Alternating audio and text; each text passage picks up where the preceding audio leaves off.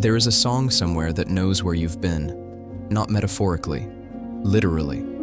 The neuroscience of what happens when music triggers a memory is one of the strangest and most beautiful things researchers have ever found in the human brain.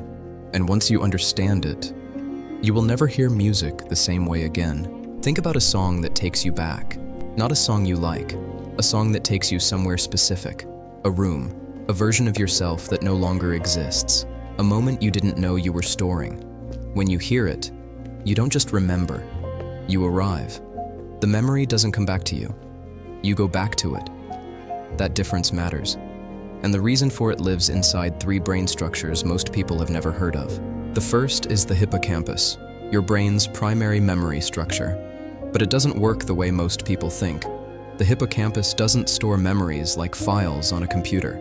It stores them as addresses, patterns of neural activation that encode not just what happened, but when, where, and critically, what the emotional context was at the time. When music is playing during a significant experience, the hippocampus encodes the music as part of the memory's address, not as background, as a primary marker, as essential to the location of that memory as the room you were standing in. This means when the music plays again, the hippocampus receives a direct signal. Here is the address. Go there now. You are not choosing to remember. The music is taking you there before your conscious mind has decided anything. The second structure is the amygdala, the brain's emotional gatekeeper, and it has a rule that changes everything about how memory works. Not all memories are stored equally. The amygdala decides which experiences deserve permanent storage based on one criterion: emotional intensity. The stronger the emotion during an experience, the deeper and more permanently the amygdala signals the hippocampus to encode it. Music that triggers strong emotional responses, the dopamine rush, the physical sensation of something hitting you harder than it should, simultaneously activates the amygdala at high intensity. The amygdala interprets this as, this moment is important. Encode it permanently. The result is that memories formed during emotionally significant music are among the most permanent memories the brain creates, which is why certain songs don't just remind you of a moment. They own it. They have owned it since the first time you heard them in that specific context. The third structure is the medial prefrontal cortex, identified by researcher Peter Janata at UC Davis as the specific hub where music and autobiographical memory converge. This region is one of the last to deteriorate in Alzheimer's disease. Patients who have lost almost all other memories, their name, their family, decades of their life, can still respond profoundly to music from their past. Because the music-memory bond is encoded so deeply in this region that it outlasts almost everything else the brain holds. Music doesn't just create memories. It creates the most durable memories the human brain is capable of forming. But here is where the science becomes something else entirely.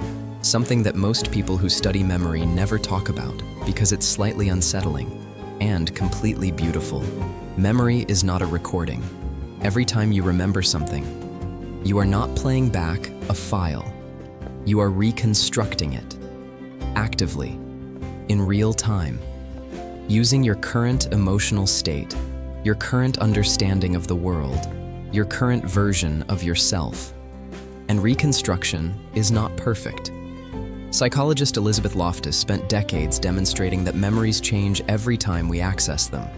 They incorporate new information. They shift with emotional state.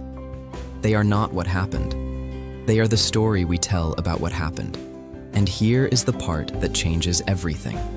When music triggers a memory and simultaneously creates a strong emotional state, the warmth, the connection, the feeling of something mattering, that emotional state bleeds into the reconstruction. The memory is retold through the lens of what the music makes you feel right now. Over years of returning to the same song, the same memory, the memory and the music's emotional character become inseparable.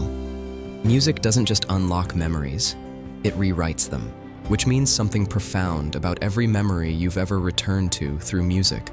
The memory you access through a beloved song is not the memory as it was. It is the memory as it feels right now, colored, shaped, made more vivid by the emotional experience the music creates. Over a lifetime of listening, your most cherished memories become partly the song's creation. Not less real because of this, more real. More true to how they felt than how they literally were. The music has been keeping them alive and making them more beautiful with every listen. There is one more finding, the one that explains why the songs from a specific period of your life hit harder than any others. Researchers call it the reminiscence bump. If you ask people to name their most emotionally vivid memories, the ones that feel most alive, most present, most real, the vast majority cluster between the ages of 15 and 25. The brain is at peak neuroplasticity during this period. Experiences encode more deeply than at any other stage of life. Identity is forming. Everything feels more significant because it is actively shaping who you are becoming. And emotional regulation is least developed. You feel everything at full intensity because you haven't yet learned to manage or suppress it. The songs you listened to during those years encoded with extraordinary permanence. They are not just songs you liked, they are neurological documents of who you were becoming. When you hear them now, you don't just remember that time, you briefly inhabit it. The emotional state, the specific way of experiencing the world, the particular fears and hopes of that version of you. The song doesn't take you back to a moment, it takes you back to a self. And that self, the one that still lives inside those songs, is not lost. Every time the music plays, they are briefly present again, not as a ghost, as evidence. Evidence that you felt things deeply, that moments mattered, that music found you at exactly the right time and decided to keep you there. The hippocampus encoded the address. The amygdala marked it as permanent. The medial prefrontal cortex made it inseparable from the music itself, and every time you went back, the music made the memory a little more beautiful than it was. You are not nostalgic. You are not living in the past. You are the owner of memories so significant that your brain encoded them permanently, so meaningful that music kept them alive, so true that they grew more beautiful over time rather than fading. That is not weakness. That is what it means to be someone who feels things completely. There's a reason certain songs take you back. Your brain built a door, and the music is the key. Every time you hear it, you go home. Next week, we go into something that connects directly to this: why music can change your emotional state faster than almost anything else, and what that means about who you actually are.